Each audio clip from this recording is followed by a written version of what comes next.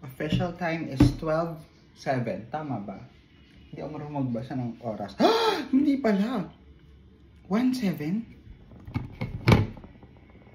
Shucks, 1:12 na. Pag ganun, gumising lang ako ng 12:30. 45 minutes na yung nakaraan sa pag-arte-arte ko.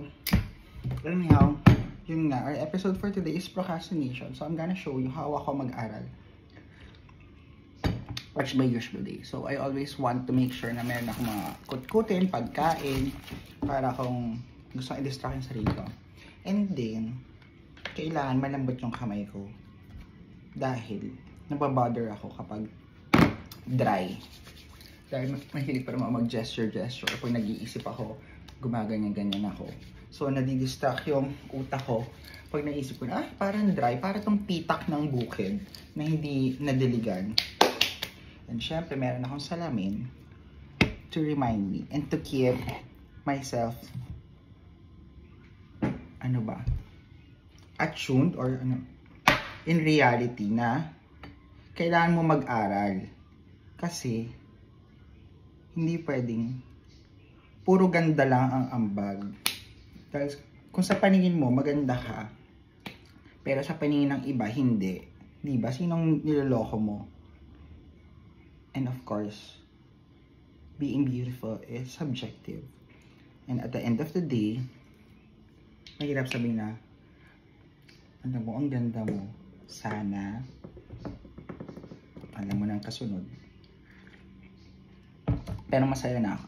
Nag-enjoy naman ako na nagagandahan ako sa sarili ko kasi it develops your self-confidence as well na you can say mean things, but if I believe in myself na hindi ako mahina, na hindi ako masamang tao, na hindi ako tsaka in and out. Okay, so paano ba ako mag-review? Ayan na nga, 45 pages. So let's start with ang ingay ko, kaya mahirap. Hindi ako pwedeng may kasama sa bahay kasi gusto ko para akong lukreng na nagsasalita. Bine-verbalize ko yung nare-review ko. So my usual go-to would be, syempre, download and make it PDF. So I like Chan Robles, Supreme Court, or etong Lawfield Project. So karamihan ng mga tina-download natin ay, ayan na, diba? 45. Tapos, na-imbear na pa ako sa laptop kasi nga, kailangan ko mag-mouse, ganyan. Yan gusto ko. Touchscreen para, di ba, zoom, gaganunin mo lang. Eh, nung sa lae. Bawal pala ang touchscreen na laptop. So, bigla ako napabili. At nagkamali pa ako. Hindi ito dapat ang binili ko. Kasi, problematic. So, the first case is about Victoria Ong and Ernesto Bonglanba. Now, para mag-guide ako, ano ba yung mga kailangan kong kunin, I need to know the topic first. So, this is constructive fulfillment. Fulfillment of suspensive condition pala. Kung ano sinasabi ko, di ba? Ganun ako, magulo akong kausap. So, marami naka-assign. 1, 2, 3, 4, 5, 6. 6 cases to. So, isa ako dito. At meron na nag-upload na case digest na isa. Galvez versus PLDT. So, maganda sana sa class nyo. Tulungan kayo. May mag-digest per case para kung hindi ka matawag, para kung matawag ka dun sa case na yon, mag-rely ka sa digest sa iba. Kaya dapat responsible lahat. And group work, natutunan ko yun sa first time namin sa Consti kasi ganun kami ka-solid. Tapos nagbabatuhan kami sa GC ng, itong sagot mo, or kahit sa AI, Google mo lang. Anyhow, so suspensive condition at nag-download nga ako ng PDF. May nakita ako dito. So, ano man nilalaman ng, kailangan mo nang aralin. Codals first. So, the PDF file is 905. Pero iba pa rin, mas gusto ko pa rin talaga yung papel para nadodrawin. Kung nalagyan ko ng mga butterfly, flowers, hearts, colorful. So, Article 1186, it says that the condition shall be deemed fulfilled when the obligor voluntarily prevents its fulfillment. Ooh. So, si obligor, syempre, to be correct and mag-increase ang ating vocabulary. So, we use Google. Define obligor. Na syempre i-anticipate ko. Si obligor, siya yung may power na pautang, magbigay ng gamit. From the root word obligation, siya yung may power. A person who is bound by another, by contract or other legal procedure. Tama ba? Oh, a person or group who must give something, such as a payment or benefit to someone.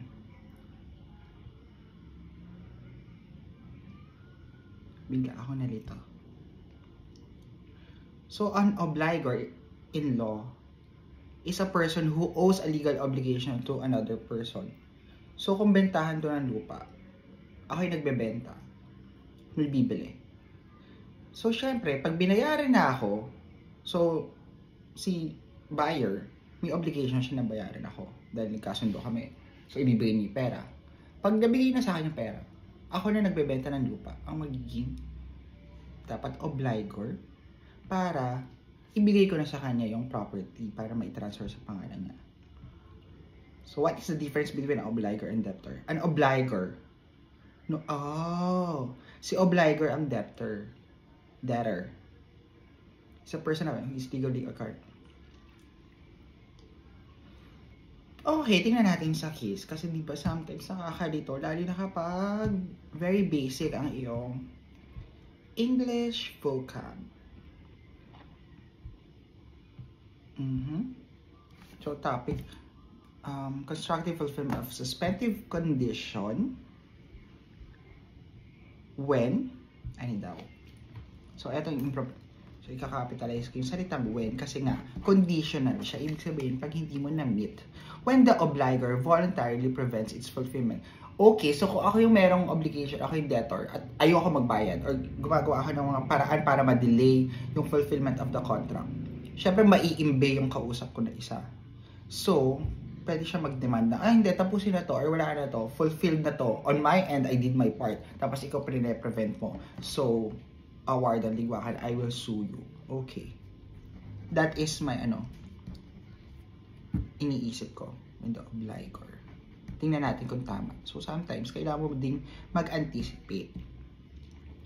Because, yung mga nasa book naman, lalo na pag commentary, meron mo siya may explanation.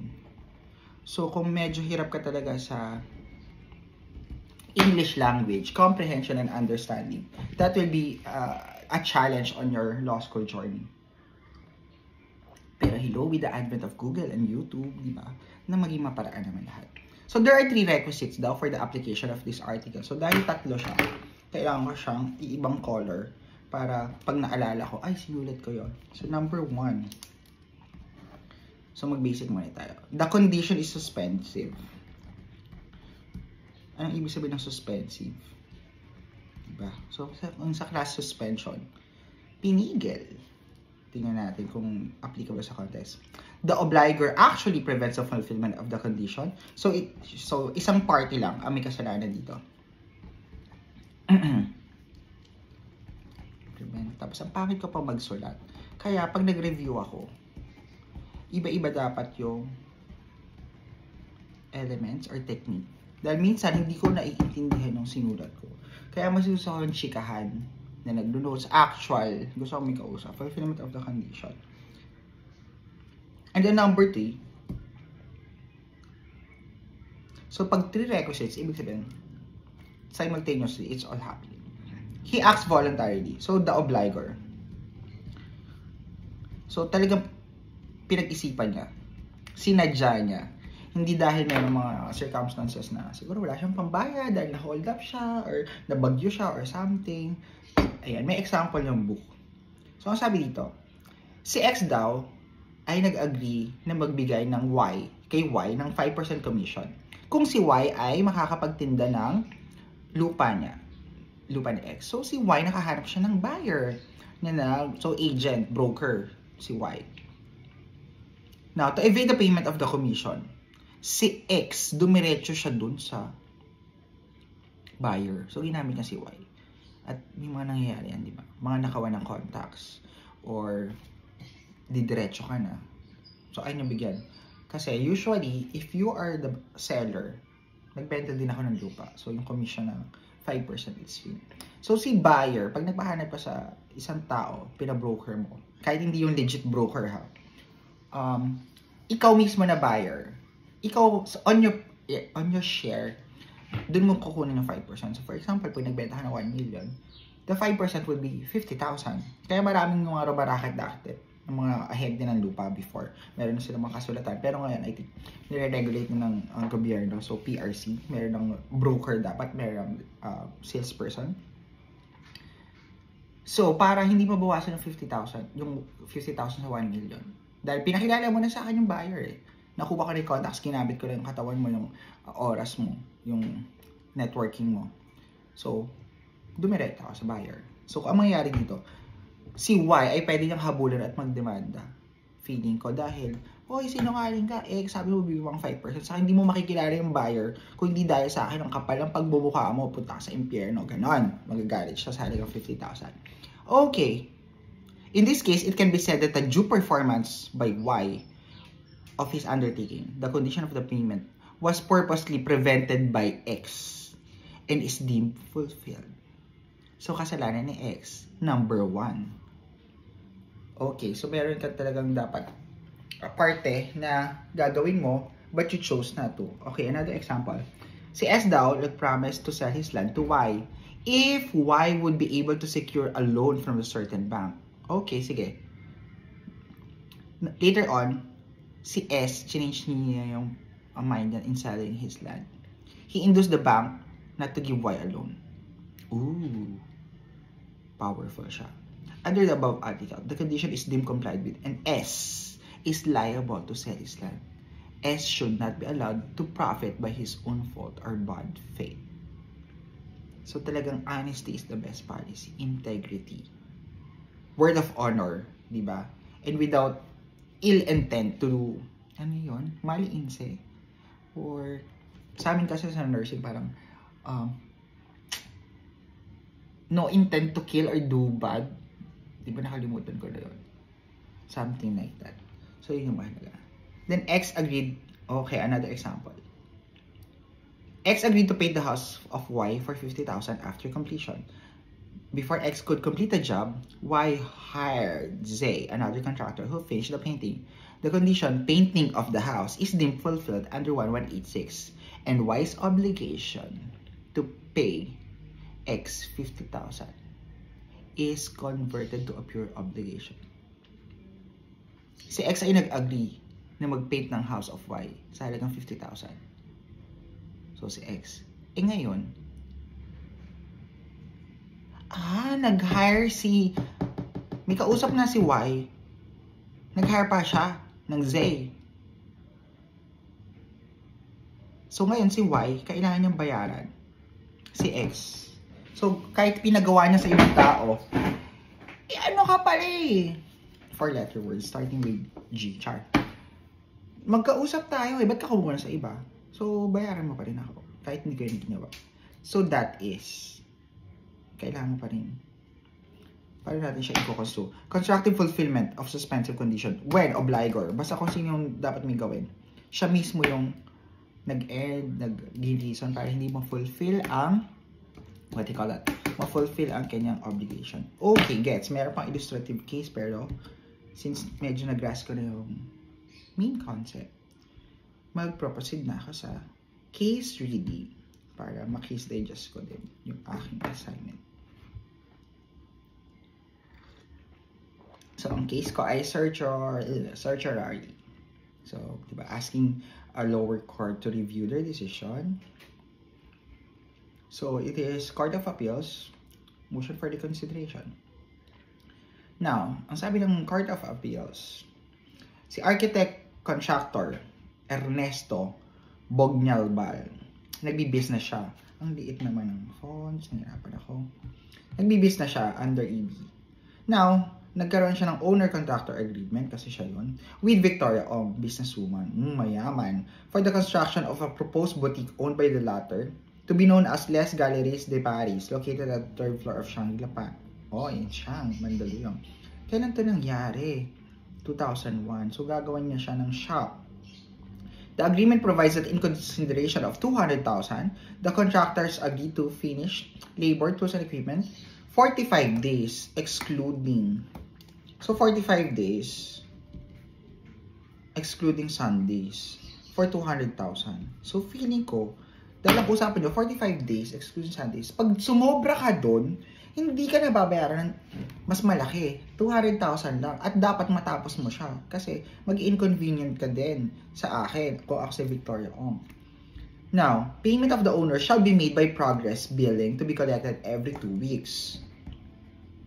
So, every 2 weeks is 14, 14, 14, 14, 42. So, dapat 3 weeks. 3 payments. So, 3 installments. And magkano yun? Nasa 65, 67, 180. So, nasa 67,000 per payment.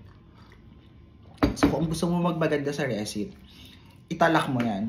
So, dapat po merong around 67,000 per payment because as they have agreed every 2 weeks. O, diba? So, medyo mapapabilib naman yung prop mo dyan. Kung, ano siya, open-minded siya. Pero kung strict, you go na lang as what the case is, verbatim. Pero dahil mahina ako doon, I need to be creative to understand it. Diba? Super chikadora ako dito. Payment by the owner, okay, 2 weeks.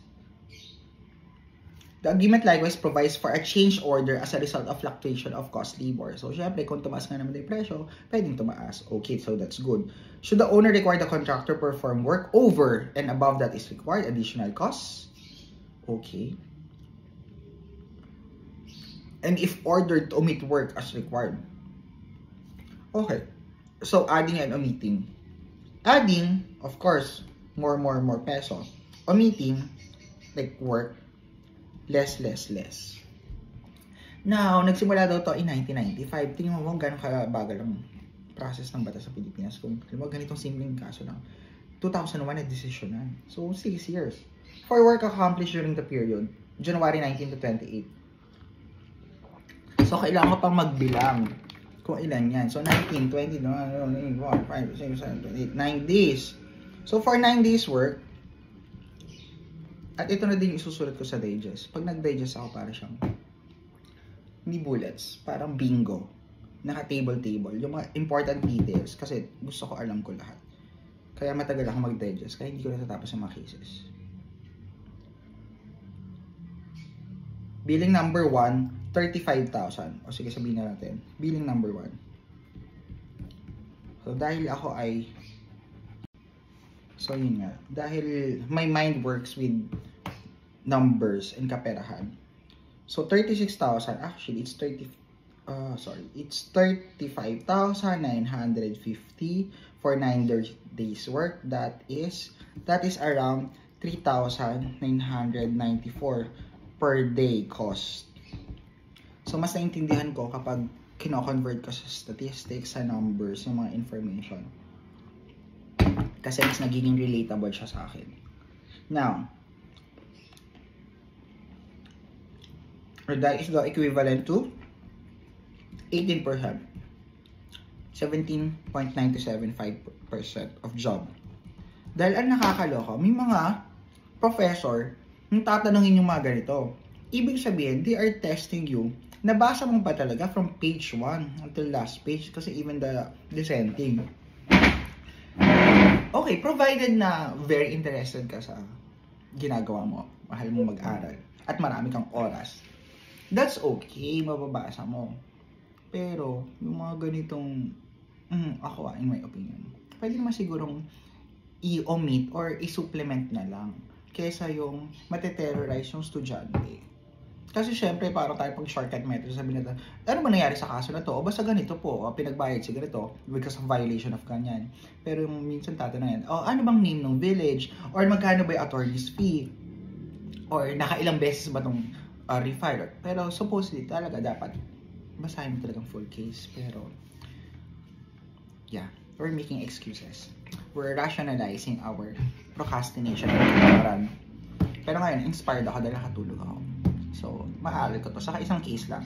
Yun lang ang bala ko. The rest, GL na lang. Okay, so 18% lang siya ng job performed. Then, partial billing number 2 and number 3. So, January 29 to February 15. O diba, baka mamaya itatanong pa pati yung billing period. Eh ako sa bagay. Sabi ko lang, bill number 1, bill number 2, amount.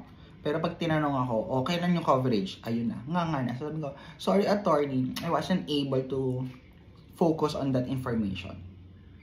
Pero ngayon, diba, ang hirap. Kaya dapat kabisado mo yung prof mo, paano yung style nila ng pagtuturo. So, bill number 2 would be January 29 to Feb 15. 45 days naman para yeah. Then the third bill is Feb 16 to March 3. Diba, masyadong technical, ang daming details. So, 69,000 and 41,500. So, syempre, i-divide ko na naman yun. Pero dahil OC, kailangan ko talagang ma-determine na ang January 29 to February 3 ay 15 days. So, calendar. Today is Feb 5. So, 29. So, 1, 2, 3, 4. 4 days hanggang February. O, diba? Hindi ko nasulat. To February 15. January 29 to February 15. Siyempre, 15 yun. 1, 2, 3. Bakit 18 days naman to? So, 69,000. 18 days. 3,800. Okay. I mean, ako, as an educator, gusto kong ganito yung diskarte ko para masabi ko sa prof ko, binasa ko po yan kasi na-compute ko kung magkano yung average daily cost. So, ibig sabihin, pinag-isipan ko pong mabuti kada paragraphs. Page 1 pa lang to ha. And then, sige. February 16 to March 3. O, ilang araw na naman yun. February 16 to March 3. So, 16 to 28. That's 7 plus 6, 13. Then March 3, 13, 14, 15, 16 days. So, 16 plus 18, 20, 34. 34 plus 9 days. 34 plus 9 days. O, hirap na sa math. 43 days lang lahat. 43 days. Ano tong total bill niya? Ay, 36. Hindi. Dapat exact kasi nag-round off. Minsan mapapagalitan ka doon parang, hindi yan yung nasa case. Kung ano yung nasa, case yun talaga dapat ang sabihin mo. Plus 69,000. 69,000 plus 41,500. So, tatlong bill, amount siya. Wala akong red ball pen. Pag yung mga mahalagang deals, gusto ko naka-red ball pen. 146,450. At dahil super OC ako, i-date calculator ko pa siya. Para exact. Diba nga? Kung gusto mo, may paraan. Tama naman yun na hindi ka basta-basta aasa lahat na naka-spoon feed sa professor. So again, kailan ito?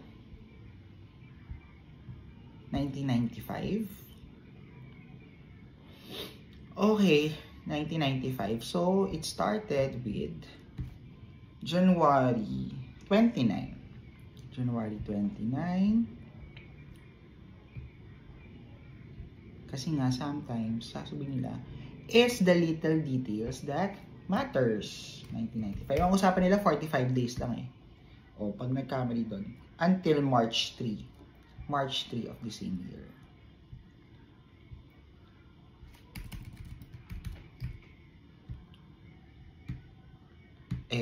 Ang sabi pa pala, excluding the Sundays. So, the answer is, sige, pakita natin. O, diba? So, seryoso ako kapag OC tayo ng slide. The difference is 1 month and 5 days. 1 month and 5 days, so that's 30. Or 4 weeks and 5 days. Or 33 calendar days. Huh?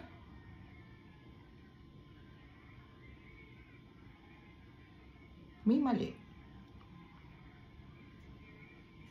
Hindi ko 18 plus is 34. Tama naman.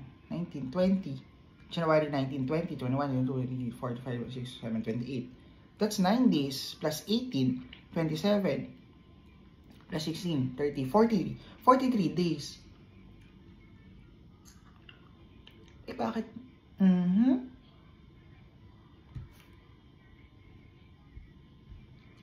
Di ba? Masala ako nalito.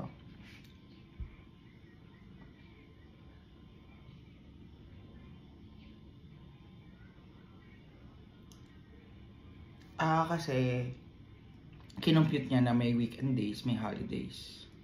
But no, that's wrong. Hindi, ayoko na ito. Kailangan sumakto siya sa computation ng 43 para maging confident ako na tama yung ginagawa ko sa buhay. Dapat foolproof. Pag sumagot ka, with conviction. So again, January 19, 1995 to March 3.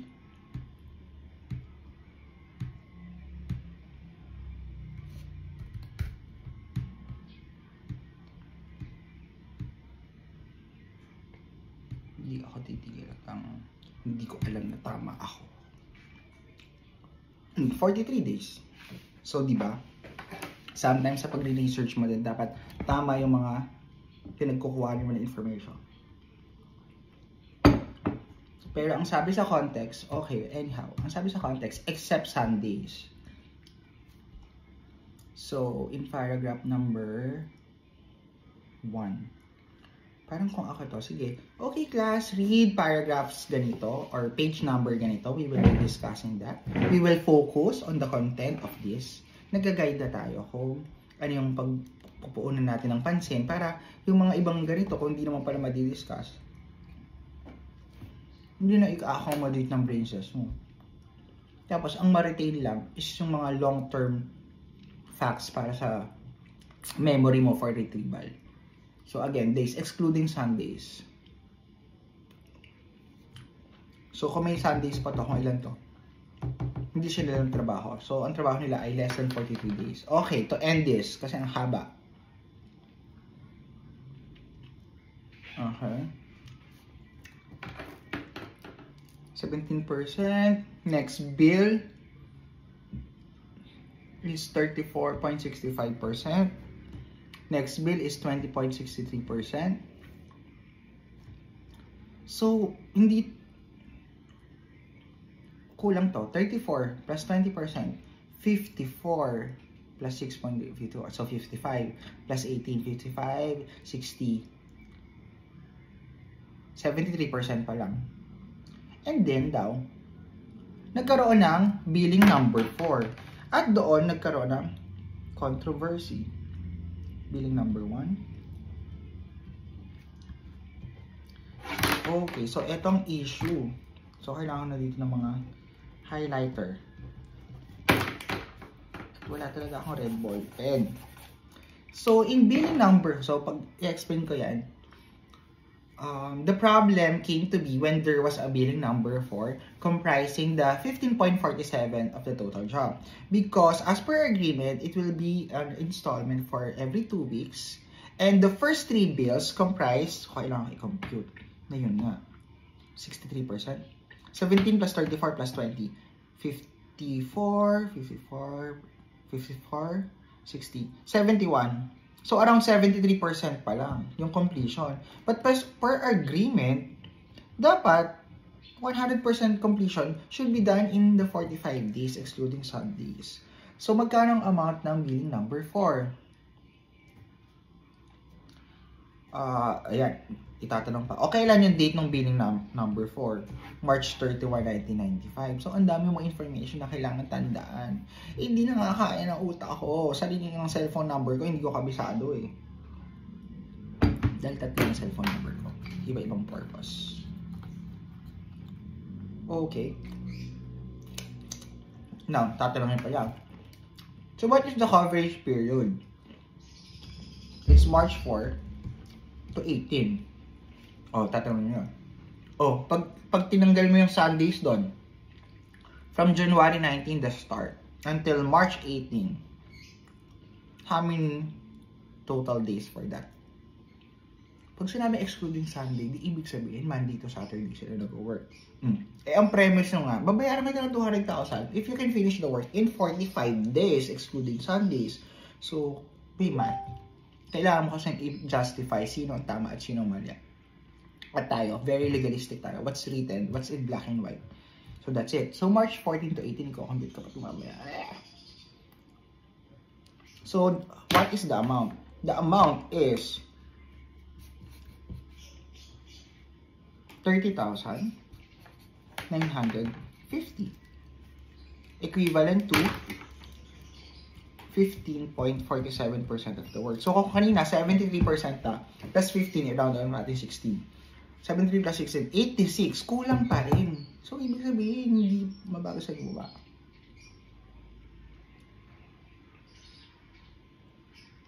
Now, sa petitioner, sa businesswoman, si Ms. Ong, refused to pay the same. As in the previous billing, the fourth billing was evaluated and recommended for payment. Okay. The principal designer. So, with the approval naman pala. So, ngayon, in-approve ng supervising architect. Tatanong nyo pa, sino yung supervising architect? Pati pangalan, tatandaan ko. Pangalan nga ng mga nami-meet ko sa labas, hindi ko natatandaan. Or, diba, yung mga ibang classmates ko, nakalimutan ko na kung anong pangalan. So, si Noel Cano. Sinign naman niya. So, ibig sabihin niya, ina-approve niya na, madam, tama lang po ito. So, anong pangalan? Nung company ni architect. So, ito ay Balse. Kaya, hindi ko talaga mag-gets. Ang daming information na pwedeng itanong ng prof just to test kung binasa mo talaga. Pero, ang sinasabi ng utak ko, intindihin mo na lang saan sila nagkamali, sino may kasalanan, sino magbabayad, at bakit. Ganun kasimple. And this is me, na nagre-reklamo. Dahil tamad ako, di ba? Okay, the reason for refusal to pay the fourth is not clear on the record. It is the contention of Ong to refuse to pay since she was insisting that the flooring which she asked to be changed from vinyl tiles to canvas flooring. So yon, mahalaga to. Bakit? Parang ano bang demands kasi ni Ong?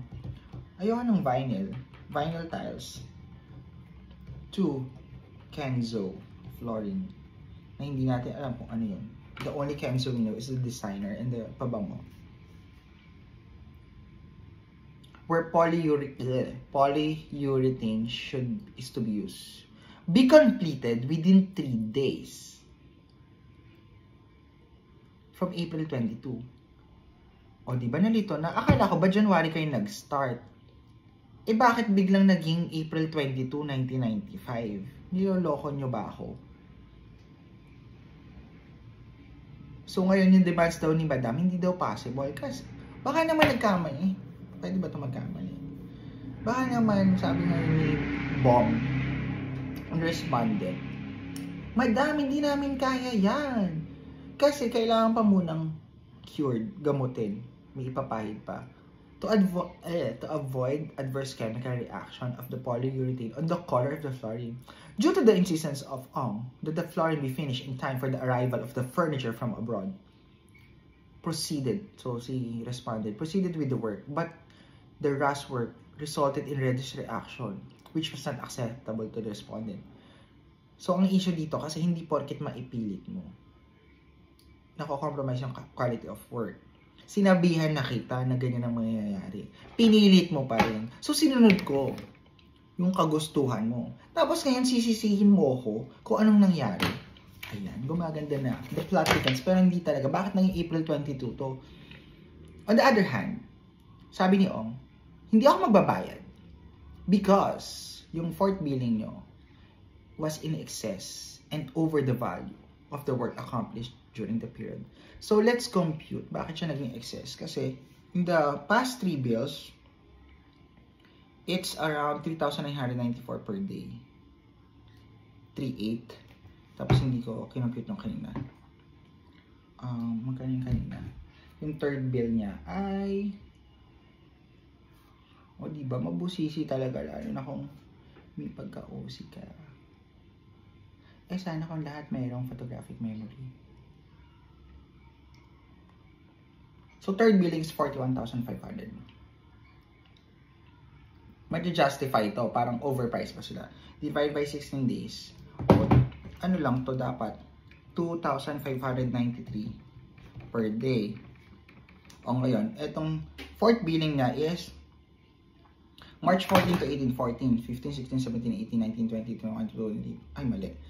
March 4, 5, 6, 7, 8, 9, 10, 11, 12, 13, 14, 15, 16, 17, 18. So, 14 days. 14 days of work.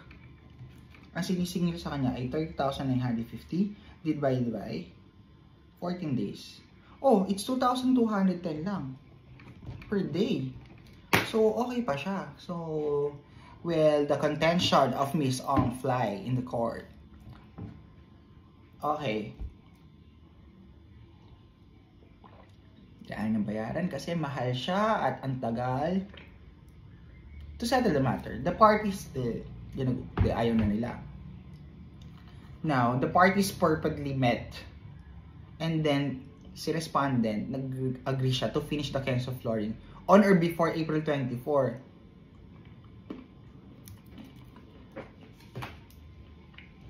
So, ang coverage niya ay April 22 to April 24.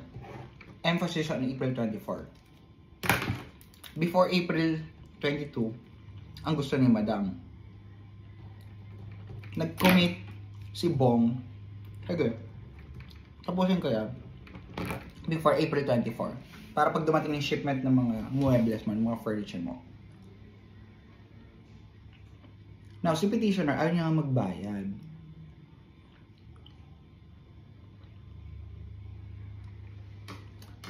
Meron ng mga demand letter from the counsel of respondent si Bong. The latter was constrained to file an action. So, anong final niya ngayon? So, dyan magmamatter yung mga legal technicalities. So, nag-file si respondent ng action for sum of money. Dahil ayaw mo pansin yung mga demand letter. Saan? O, di ba minsan tatanungin pa, saan? So, sa Metropolitan Court of Caloocan City. Bakit doon? Akala ko ba sa Mandaluyong to, sa Shangri-La? So, tatanungin pa, magkano hinihingi niya? So, 50,000, 450. Actual damages. So, ito pa yung arrear. Then, may breakdown. O, di ba may breakdown yan? 30,950 for the fourth bill. 16,000. Vinyl tiles to Kenzo.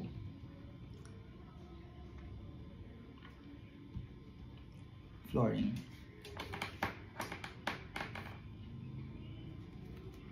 So 30, 31 plus 16, 47. So bakit may sobrang okay? It is likewise prayed for moral. Plus gusto niya ng moral, exemplary, and attorney's fees. Okay, dahil ang haba. Page 2 pa lang ako. Skip ko. Tingnan natin yung ruling. Grinant ng MTC noong 2000.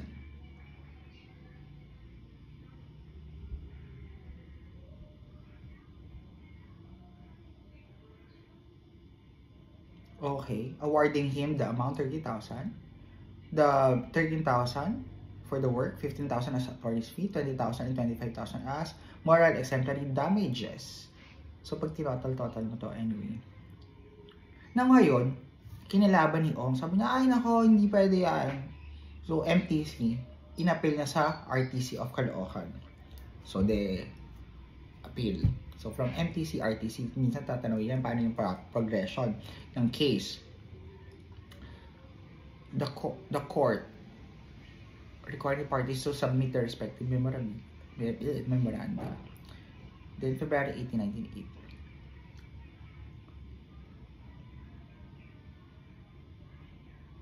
So, noong 1998 daw. Okay, 1998 pala na bigay yung ano, in favor. Tapos, in-overrule. Naging favorable na kay Ong, pero it did not specify the relief granted to her in the dispositive portion of its decision. Now, that's February 1999. Ngayon, si respondent nag-petition for review na siya with the Court of Appeals para tanungin kung tama ba yung ginawa ng RTC kasi nanalo na siya sa MTC. Bakit i-overturn ng RTC? So ngayon, Court of Appeals, March 20. In-approve ngayon ni March of Appeal. Grinant niya yung, for review. Yung respondent. Isinentabi yung decision ng Metropolitan Court. Ay mali. Ni-reverse and set aside yung sa RTC. Tapos, ni-reinstate niya yung pronouncement ng Metropolitan Court na nag-award nga sa kanya ng mga 20,000, 16,000, or what. Ay, hindi. Ilagay ko pala dapat since nag-request siya. So, 30,000. And then, attorney's fee. 15,000 yung grinant ng MTC. And then, 20,000 moral. And then 25,000 as exemplary. So, ang actual damages.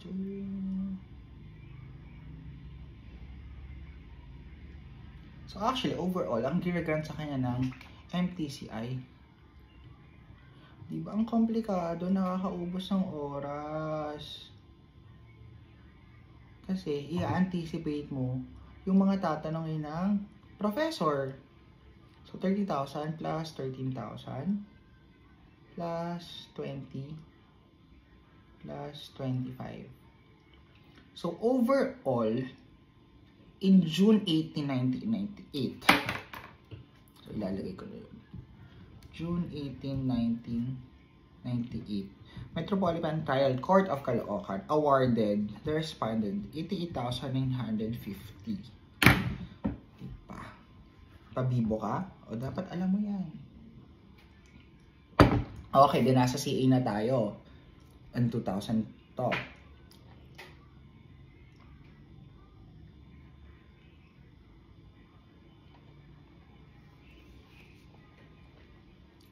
Representing his accomplished work on the Kenzo flooring. So, ba may, o diba? Papati yun. Oh, ilang percent lang ba nagawa dun sa Kenzo flooring? O di, dapat, hindi ko po nabasa attorney, basta alam ko po, sabi ng court, bayaran siya ng ganitong halaga.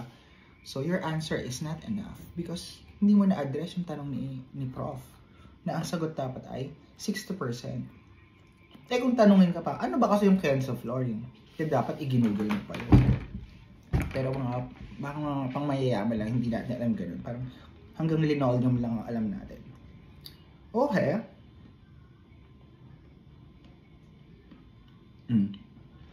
Defendant is further ordered to pay the cost of this suit.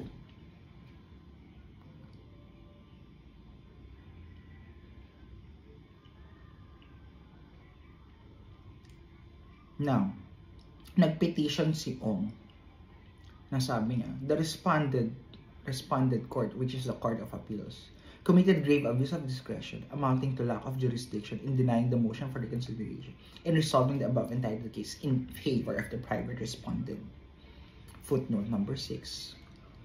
Okay, ayun na. Magdi-discuss ng Supreme Court. Under the impropriety of special civil action for certiorari under Rule 65.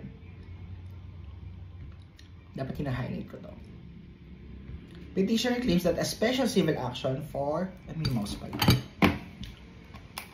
under Rule 45 is limited only to questions of law. This is wrong. Certiorari is proper to correct errors of jurisdiction committed by the lower court. So, kino-correct ng certiorari yung error ni Regional Trial Court. Kasi nga, tama yung decision ng Municipal Trial Court or grave abuse of discretion is tantamount to lack of jurisdiction. Where the error is not one of the jurisdiction but an error of law or fact, which is a mistake of judgment. Appeal is the remedy. Oh, ang haba ng explanation. The court is not a trier of facts and does not normally take under the examination of evidence. However, the court recognized several exceptions to this rule. When the findings are grounded entirely on speculation, surmises, or conjectures. Number 2, when the inference made is manifestly mistaken and absurd. So I feel na sinasabi nila, mali yung naging decision ng ng regional trial court So kami na mag-investigate ito. When there is a grave abuse of discretion, number 3. When the judgment is based on a misapprehension of facts, diba? Hindi mo naintindihan yung mga facts. When the finding of facts are conflicting. Number 6, when in making it finds the Court of the Appeals went beyond the issue of the case, or contrary to admission of the both appellant and appellee. When the findings are contrary to the trial of court. 7, when the findings are conclusions without citation of specific evidence on which they are based.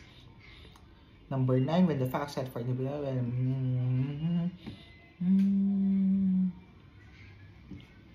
ngayon dito, di ba, 11 to na exemption ng certiorari.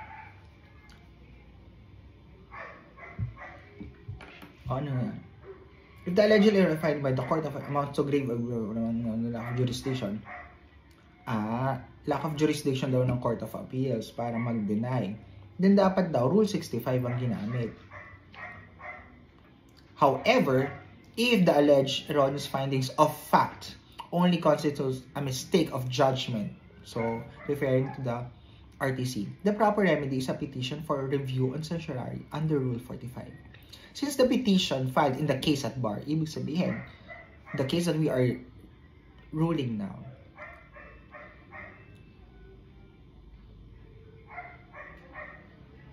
i-dismiss nila. Kasi, ginawa mo siya under Rule 65. So, i-highlight ko to. Gawin natin orange. So, ulitin natin. Ayan. Diyan na mahirap. Pag hindi mo naintindihan sa unang basa. Pag grave abuse of discretion, lack or excess jurisdiction, Rule 65.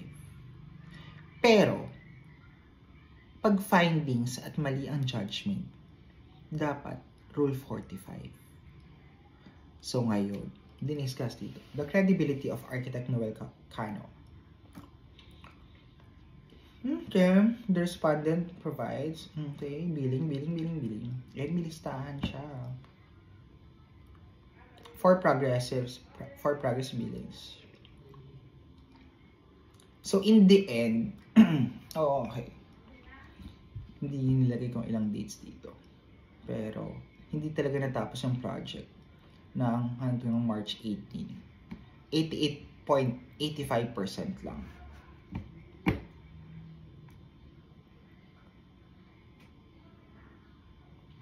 So, sabi daw ni Petitioner Ong, aba yung sinisingil nyo sa akin pang 4th na bill covering March 14 to 18 at sinisingil nyo ako ng March 31, which only comprises 15.47% of the work. Ba't mo ako sinisingil? 60% pa lang yung na-accomplish mo.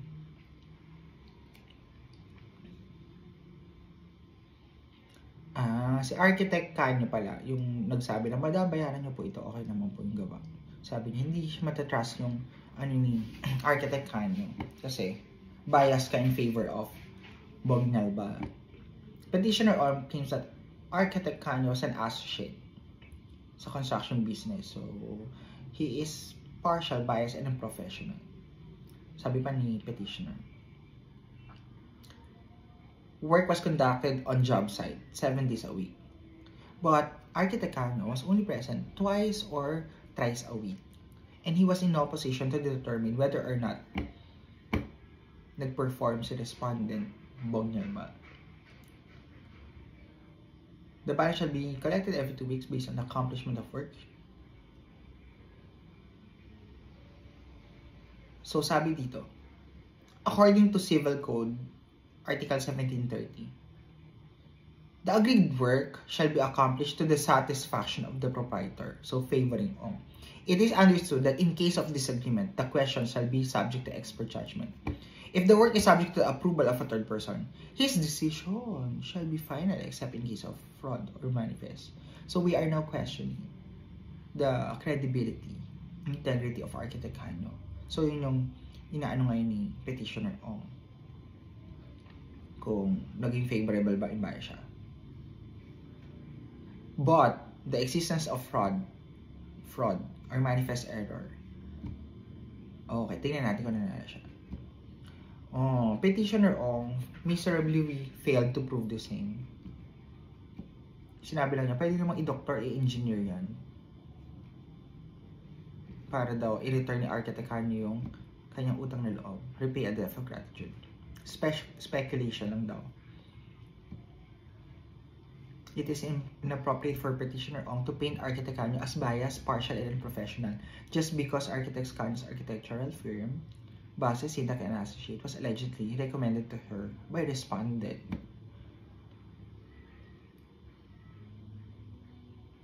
So, it was still the relationship between Ong and the Base, Sindak & Associate sila nag-uusap. At inassign lang naman si architect doon. Okay. Good faith is always presumed. Kaya, it is the one who alleges bad faith who has the burden to prove the same. So, hindi niya na-prove na naging favorable. Okay, ending. So, kahit daw hindi siya everyday nandun sa architect, determination of project completion requires inspection of a product, the output, the finished one, rather than the process. So, you don't have to see to it end to end. Besides,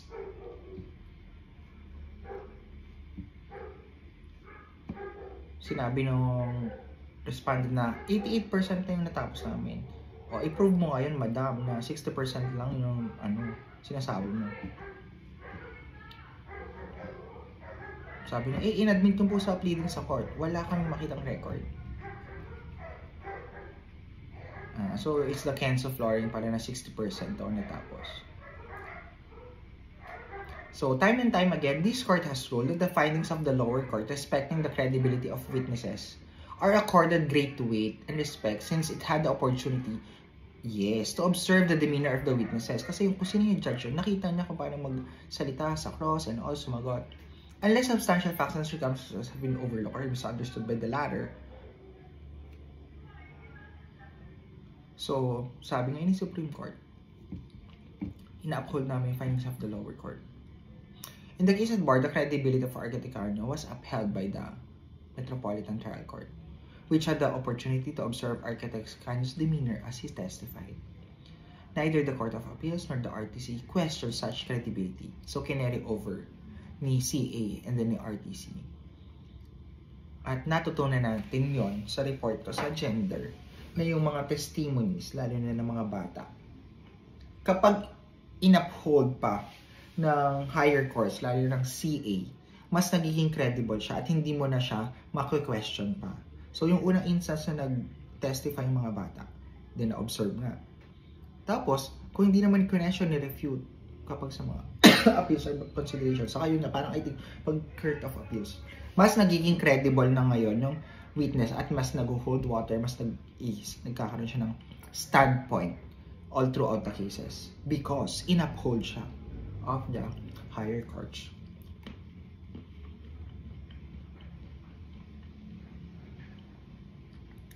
The only reason why the fourth billing was not paid was because si respondent daw ay nag-agree and commit to collect the fourth progress after he completed the Kenzo flooring.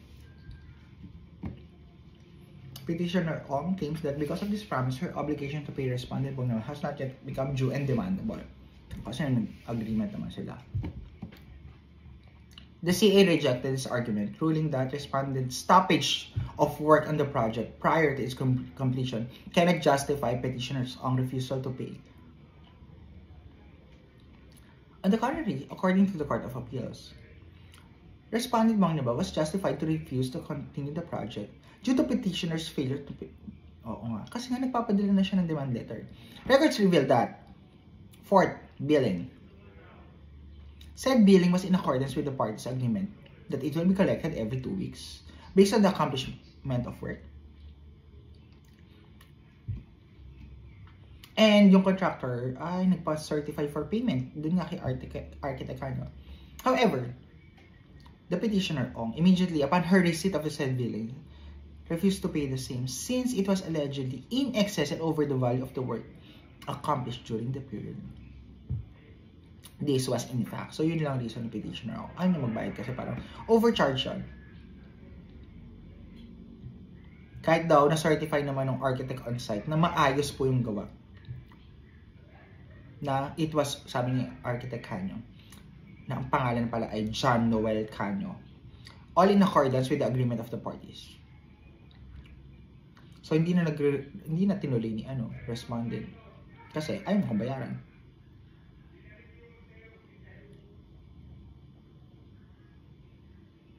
The proven fact is that there was work accomplished. O may ginawa dyan eh. May nag-labor, may output, may result.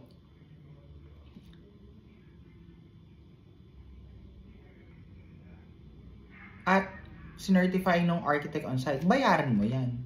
Ngayon, yung Kenzo flooring, that will be in another bill na pag natapos ko na. Sabi niya, the Court of Appeals is in error. Sabi daw nito, if the parties indeed had a verbal agreement, that collection of said billing will be held on abeyance until the further respondent finished the work on the Kenzo flooring. There would have been a novation of petitioner's obligation to pay the price covered by the fourth billing by changing the principal conditions thereof. This falls under the type of novation under 1291 of the Civil Code. So, i-research ko ngayon, ano ang novation. Ang sabi daw dito, obligations may be modified by novation. Ano ba? Innovation. So, mga pagbabago. 1. Changing their object. Tatanungin yan. So, kailan ka pwedeng mag-iba ng usapan? So, attorney, as per Article 1295, novations are 2. Substituting. O ibang magbabayad. Substituting the person. Parang nabasa ko ito pero hindi nag-retain. Number 3. Subrogating. A third person. In the rights. Meron tong explanation in the rights of the creditor. At kung maalala ko to, so nagkaroon ng stipulations, nag-agree. Sige, palitan natin. Substituting the person of the debtor. Oh, kasi ganito na may utang sa'yo kasi may utang siya sa akin. Siya yung singilin mo o nag-agree ka. And then number 3, subrogating a third person in the rights of the creditor. O ang magko-collect na ng payment ko si ganito Parang ganun. So may mga palit-palitan. Well, the subject of novation is in the Civil Code, Book 4, Title 1, which refers to the extinguishment of obligation. The effect of novation may be partial or total. So meron daw itong partial and total effect.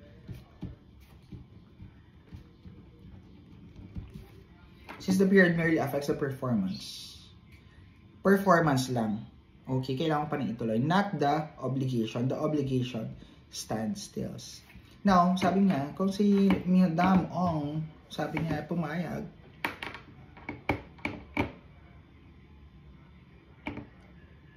na babayaran kita pag natapos mo na yung Kenzo flooring.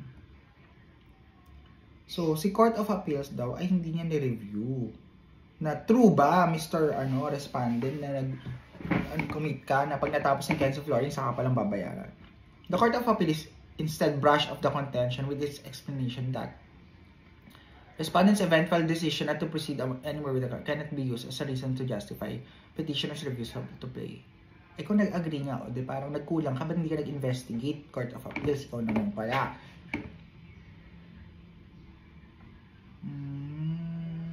Novation is never presumed unless it is clearly shown either by express agreement of the parties or by the acts of equivalent import. This defense will never be allowed. The evidence preponderates in favor of respondent. Oh, the evidence preponderates in favor of respondent that there have been no novation on the conduct at best. It was proven acknowledging accommodation.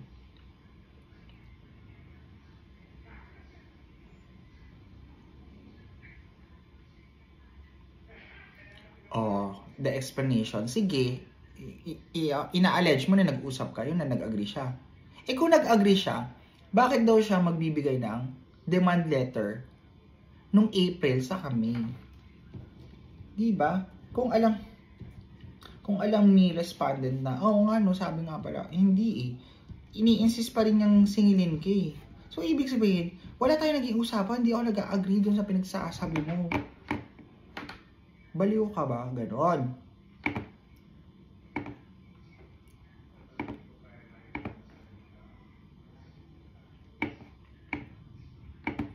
O, diba? At because of that, nung palang naisulot yung Article 1136.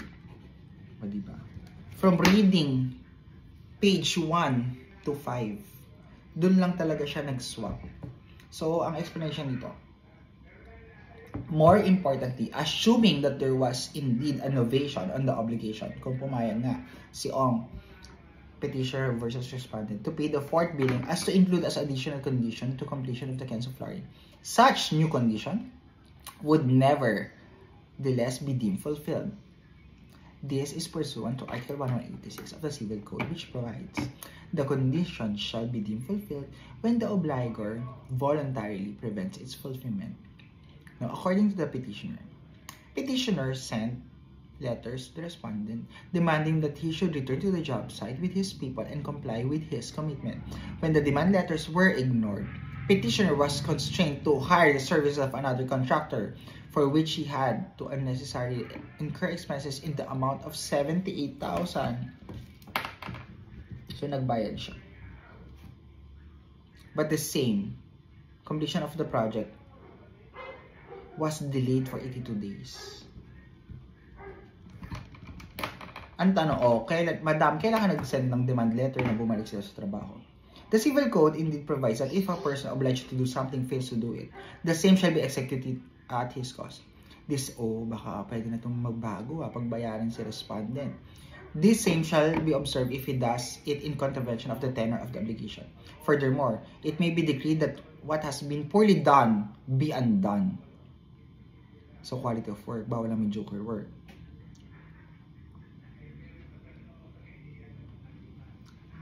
There is no question, however, that such allegations constitute an admission that petitioner Ong had voluntarily prevented the fulfillment of the condition, which should have given rise to her obligation to pay the amount of the fourth billing. Respondent Bong Nalbal would no longer have the opportunity to finish the Kenzo flooring if another contractor had already finished the same. Such condition would hence be deemed fulfilled under 1186. Ito nga yung report namin. And therefore, petitioner's Ong obligation to pay the amount of the fourth billing has been converted to a pure obligation. What is a pure obligation? Now, does the respondent have the authority to abandon work? Bilisan mo na. So, kahit hindi daw nagtrabaho at umatras na sa trabaho, kailangan pa rin bayaran ng Ong. Kasi nga, sinabihan naman siya ng third-party architect na, madam, bayaran nyo po ito. Okay naman po yung gawa as per the contract. At hindi mo na-prove na may usapan talaga kayo.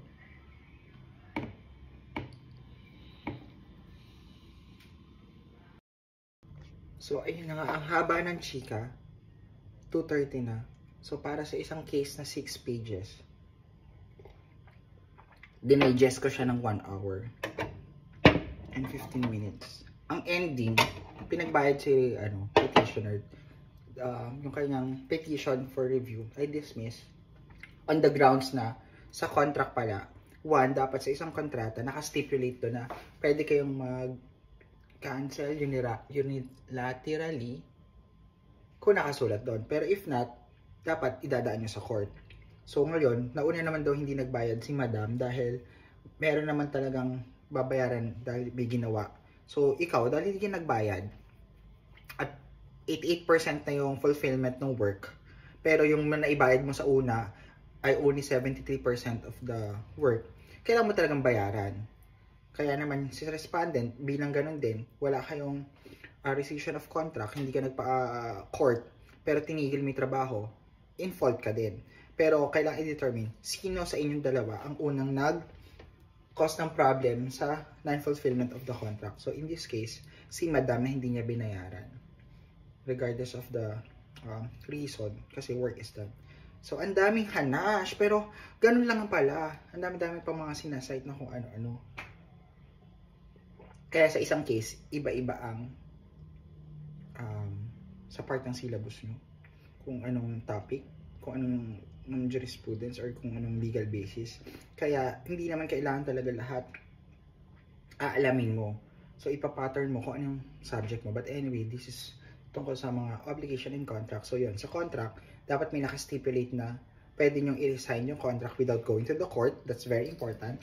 Pangalawa, pag wala, sa court ka magsisik ng grievances mo para tapusin yung contract. And then, ano pa? Top period. Kung sino una nagkamali, ikaw yung liability. Plus yung concept na natutunan ko sa persons, ano yan, in pari delicto. So, dapat, kung gusto mo mag-accept ng moral exemplary damages or whatever, ikaw dapat, wala ka ding fault. Kasi kung pareho kayo may fault, fix lang kayo. Diba? So, yun. In-upheld yung kasi, in-upheld yung decision ng Municipal Trial Court. So, magbabayad pa rin si Madam ng 80,000 kasama yung moral and exemplary damages kasi ikaw ang naunang hindi nag-fulfill ng contract. At yun, ang bagal ko. Pero kung di ba may nagbasa na niya, nag-case assign kayo, in 10 minutes, in 15 minutes, kaya mong i-discuss na, ito, basta tandaan nyo, ganito kasing nangyari dyan. May bill number 1 to 3, 77%. Tapos yung nag-bill number 4 siya, naging 88%. Kaya lang, lumaban si Madam na, ang pangit ng gawa mo, ayoko, ganyan. Tapusin mo to, bago dumating yung mga furnitures ko. And tapos nag-stop na yung contractor. Kasi nga, ayaw mo kami bayaran, do di pull out kay mga tao ko. Until kumuha si Madam ng another contractor, nag-budge siya ng 82,000, tapos na-delay siya, 70,000 or whatever, tapos na-delay siya for 82 days. O kaya lang, per contract na, wala naman kayo naging usapan na kung paano ba. At ikaw, dahil hindi ka nagbayad, naging kasalanan mo pa. So, in fulfillment of our obligations under contract, we really need to know what are the do's and don'ts natin para hindi tayo mapahamak. At yun lang ang learning. And read the fine print. Kasi pag nakasulat doon na, hindi na natin kailangan mag-korte. Basta kung sino una nagkasala, unilateral rescission of the contract. Tapos pwede kitang i-sue or pwede kong mag-demand sa'yo ng payment or whatever or damages. So, that's our learning for the day, and that's what I'm gonna do my case digest. So, 5 cases, 4 more to go, 6 pages out of 45, 39 pages pa. At 2:30 na. So, meron pa akong 2 hours. Ganun ako kabagal mag-digest. Well, ganun talaga. Hindi ako papayag na hindi ako matawag today. Sayang yung pinaghirapan ko. So, volunteerism tayo. Ayan, 11:91 na. Hanap na ng volunteer. 11:92 ako. So, yung friend ko nag-recite. Nag-volunteer for 11:90. Alright, let's the entire barangay. So, ayan, may natawag na. And for me, para resit-red, magilamos muna ako para hindi oily sa Zoom.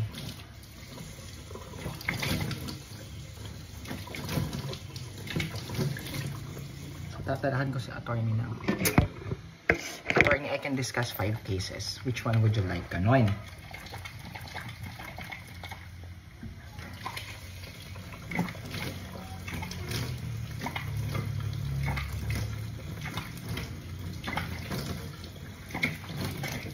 Laban na to para hindi masayang yung effort natin kasi ayoko ng ganun. Nasasayang yung oras ko at ganda. So,